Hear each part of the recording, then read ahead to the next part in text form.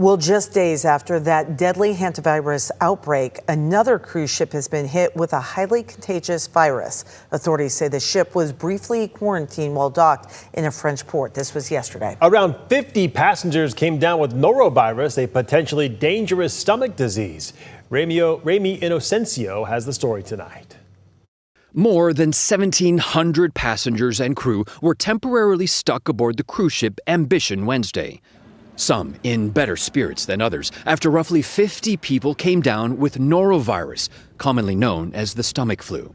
According to Ambassador Cruise Lines, which operates the vessel, Ambition departed Belfast, Northern Ireland on May 8th, before picking up more passengers in Liverpool. That's when officials say there was a spike in cases on board. It then docked in Bordeaux and was put under a brief quarantine by French health officials. We can still walk around. 82-year-old Kevin Stars is one of the ship's roughly 1,200 passengers, many of them British or Irish nationals.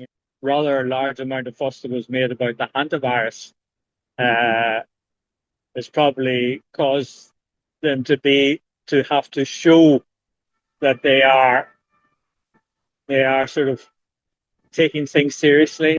A hantavirus outbreak aboard the Dutch cruise ship MV Hondius last month left 3 people dead. There are at least 8 confirmed cases of that virus, including a French woman on life support.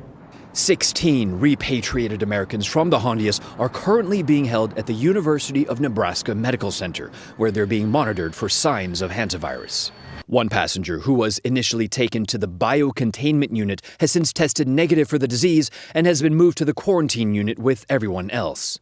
And there's some good news for the passengers of the Ambition. The quarantine has been lifted. Some passengers with no symptoms were allowed to disembark, and French officials also cleared that ship to resume operations. And I spoke to a WHO expert, an expert on norovirus, and he told me that there are the basic things we need to do. Wash your hands, use sanitizing gel. It always comes back to that. But norovirus is extremely resilient, and that's why we have been hearing about cases, and we will very likely continue to be hearing more.